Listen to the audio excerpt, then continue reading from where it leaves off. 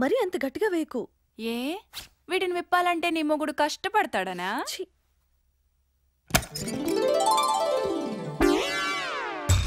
నువ్వా? అవును నేనే. ఇక్కడ నీకేం పని? నీతోనే పని. యుద్ధానికి సిద్ధం చేద్దామని. నాకు యుద్ధం చేయడం ఎలాగో బాగా తెలుసు. యుద్ధానికి వెళ్ళే ప్రతి సన్నాసుడికి కత్తిసాము ఎలా చేయాలో తెలిసే ఉంటది.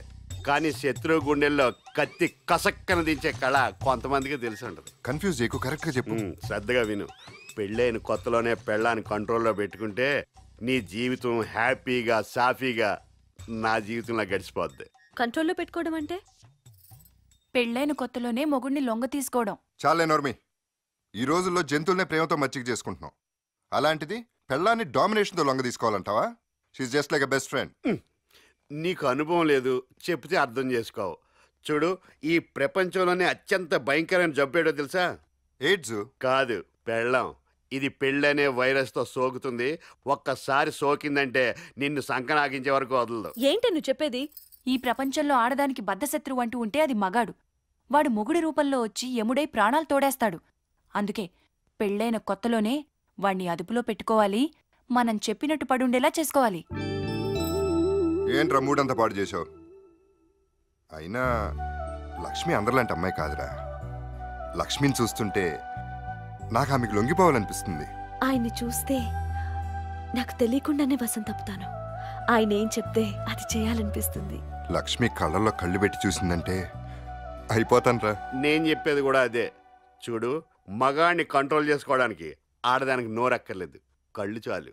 190 కుటుంబాల్లో మగాడిని ఆడది కంటి చూపుతో చంపేస్తుంది. అందుకని ఆడదాని కళలో ఎప్పుడు కళ్ళు పెట్టి చూడకు. మరేమన్నా చెప్పాల్సి వస్తే గోడకు చెప్పు, వినాల్సి వస్తే టీవీ చూస్తూ విను. నీ భర్త ఫ్రెండ్ భగవాన్ ఒక పురుషాహంకారి. పరా ఇంటికొచ్చినా పెళ్లాంతో కాళ్ళు కడిగించుకున్నాడు. ఆయన ఏం చెప్తే అది మీ ఆయనకి వేదవాక్కు. షర్టు లేకపోయినా పర్వాలేదని ఆయన చెప్పడం, అది విని పెళ్లి చూపులకి ఈయన అలాగే రావడం. పెళ్లి చూపుల్లో చాప మీద కూర్చోవాల్సిన అమ్మాయి దాని మాట విని చైర్లో కూర్చుంది. ఆడవాళ్ళ బ్యాగ్ మెళ్ళలో తగిలించుకుని చాలపాయ్ అని పిలవగానే పరిగెత్తుకెళ్లే పరిస్థితి నీకు రాకూడదని చెప్తున్నాను. నీ భర్త పైట లాగిన ప్రతిసారి బెడ్రూమ్లోకెళ్ళావనుకో లోకువైపోతావు. నీ భార్య పైట జాచిన ప్రతిసారి నువ్వు సొంగగార్చుకుంటూ వెళ్ళావంటే లోకువైపోతావు. పెళ్ళైన కొత్తలో నీ దగ్గరున్న ఆయుధం శృంగారం. ఆ శృంగారంలోనే నువ్వు చాలా హాట్ గురు అంటుంది. నువ్వు దెబ్బైపోతావు. లొంగిపోకుండా లొంగ తీసుకోవాలంటే అది పెళ్ళైన కొత్తలోనే జరగాలి. లొంగ తీసుకోవటం అంటూ జరిగితే అది పెళ్ళైన కొత్తలోనే జరగాలి. ఇదంతా ట్రాష్. మేము మంచి స్నేహితుల్లా ఉంటాం. మా జంటను చూసి అందరూ ఈర్చిపడేలా చేస్తాం. Okay, best of luck.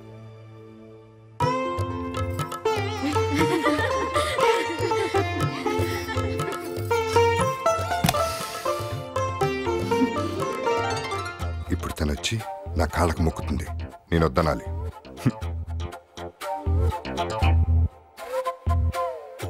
లైట్గా డామినేట్ చేసి చూడు, రిజల్ట్ తెలుస్తుంది.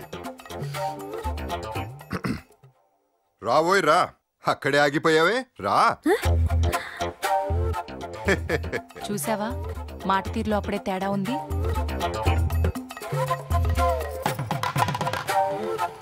రామ్మో.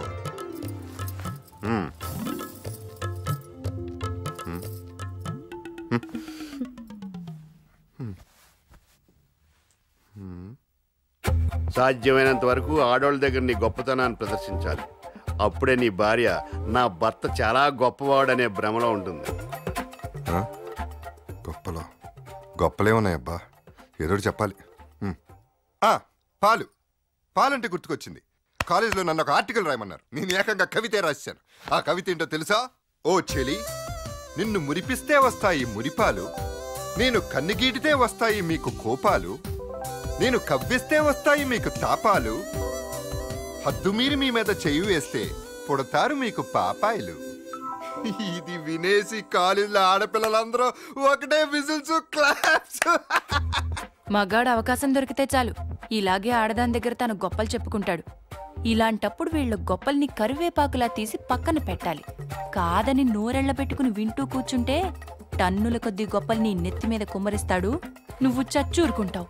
తెల్లనివన్నీ పాలు కాదు, నల్లనివన్నీ నీళ్లు కాదు. ప్రాసున్నంత మాత్రాన కవిత కాదు. కాలు తీసేసింది. అరే, పాలు నేను కదా ముందు తాగాలి, తను తాగేస్తుందేంటి? తాగండి. ఇప్పుడు నువ్వు ఆ ఎంగిలి పాలు తాగేవనుకో, నీది ఎంగిలి బతుకైపోద్ది. ఒకరి ఎంగిలి నేను సస్తే తాగను.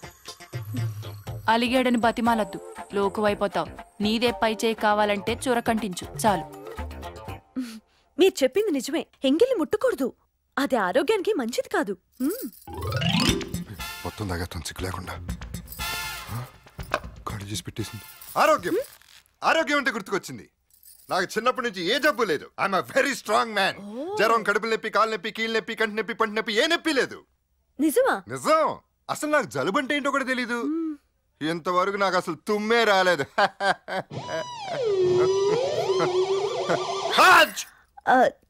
దీన్నే తుమ్మంటారండి. తుమ్ము వచ్చినప్పుడు ఎలా ఉంటుందంటే మెదడు ముక్కులోంచి ఊడొచ్చినట్టు ఉంటుంది, దిమ్మ తిరిగిపోతుంది.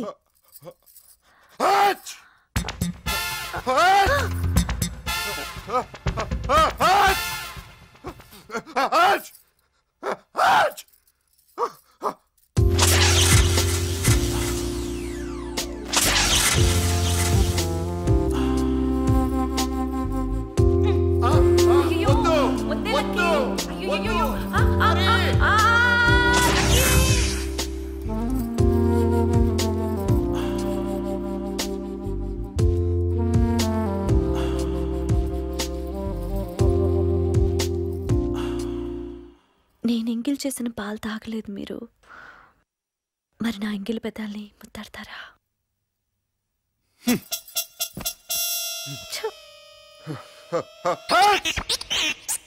నేను చాలా స్ట్రాంగ్ అని కోతలు కోయడం ఎందుకు, ఇలా తుమ్మడం ఎందుకు, ఏ జబ్బు లేదని అబద్ధం చెప్పడం ఎందుకు? అవునే, నాకు చిన్నప్పటి నుంచి అన్ని జబ్బులేనే, లేని రోగం అంటూ లేదు. పారాలిసిస్, టీబీ, పైల్స్ అన్నీ ఉన్నాయి. బహుశా ఏజ్ కూడా ఉండొచ్చు, చెక్ చేయించుకోవాలి. చాలా గుడ్ నైట్. మీరు అటు తిరిగి పడుకుంటేనే నాకు గుడ్ నైట్. Good night.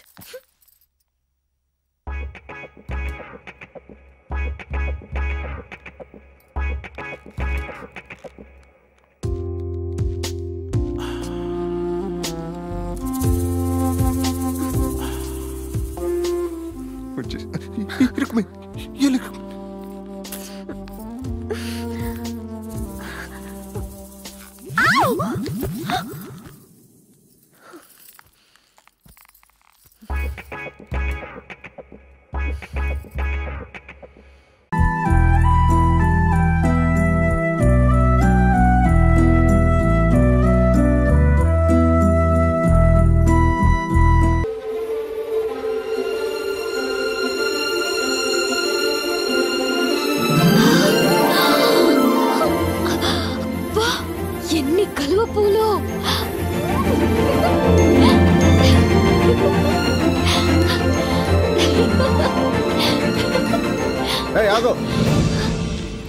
లోతుంటే పోతావు. నాకు తెల్ల కలువ పూలంటే చాలా ఇష్టం. ప్లీజ్ ఒక్కటి తెచ్చిపెట్టవా? తెల్ల కలువ పూలంటే నాకు చాలా ఇష్టం, నాకు తెస్తావా?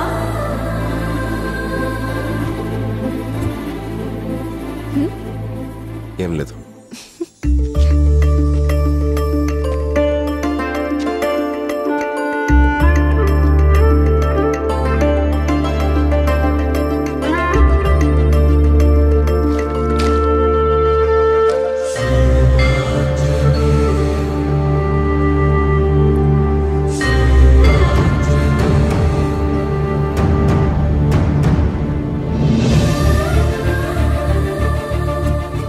నీకు పవర్ఫుల్ ఆంజనేయుని ఇస్తాను.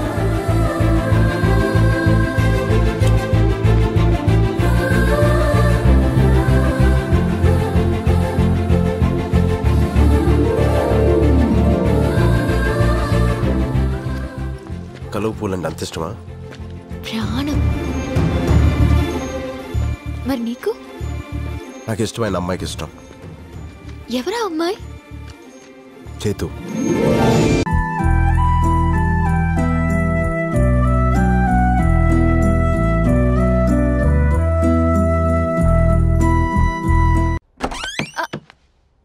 రాను, నీకోసమే వెయిట్ చేస్తున్నా.